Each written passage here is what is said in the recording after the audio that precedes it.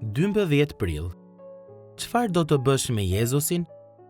Mbretëria ime nuk është prej kësaj bote. Ti po thua se jam mbret.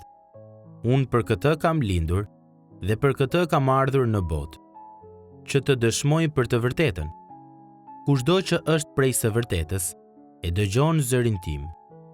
Gjoni 18, 36 deri në 37. Çfarë do të bësh me Jezusin?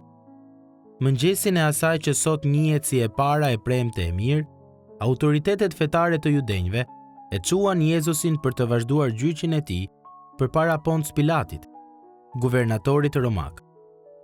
Në hollësitë e tregimeve të ungjive, mund të shohim se si Perëndia i orkestroi në mënyrë sovrane të gjitha këto ngjarje. Vendosmëria e judenjve për të siguruar vdekjen e Krishtit me anë të kryqëzimit, në fakt do të përmbushte planin e përjetshëm të Perëndisë. Perëndia kishte planifikuar edhe ndërveprimin e Krishtit me Pilatin. Ndërsa ata qëndronin përballë njëri tjetrit, Pilati bëri pyetje domethënëse rreth identitetit dhe autoritetit të Jezusit. Këto pyetje formuan një shqyrtim e rrjedhoja të përjetshme, një shqyrtim të cilin duhet ta bëjmë të gjithë ne. Merrni parasysh se si e thot shkrimtari i himneve. Në gjykatën e Pilatit, Jezusi qëndron, pa miq, i braktisur, i tradhtuar nga të gjithë. Dëgjo, ç'kuptim ka thirrja e papritur? Çfarë do të bësh me Jezusin? Pilati besonte se ai po bënte një hetim në një nivel thjesht intelektual dhe natyror.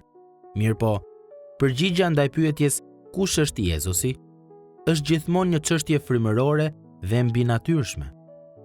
Jezusi nuk ishte një mbret politik, siç besonte Pilati, por ishte mbreti qiellor.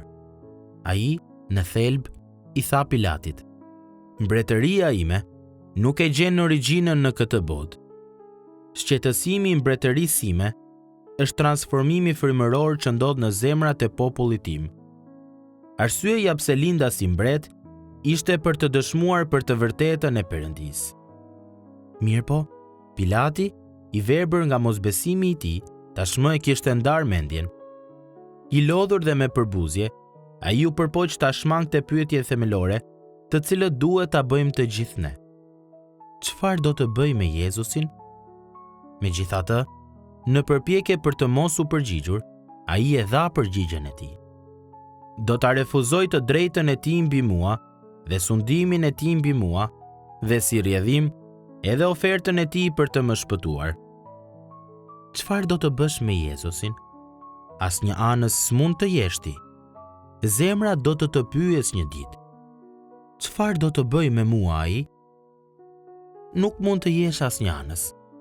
Ti ose do të jetosh në sundimin e Jezusit, ose nuk do të jetosh kështu.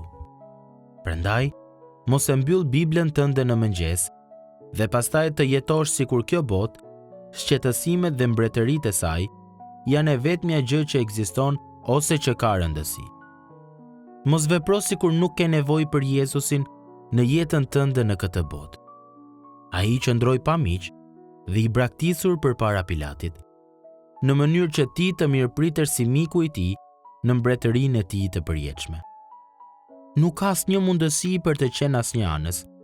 Mirëpo, pse do të donim që të ekzistonte si mundësi?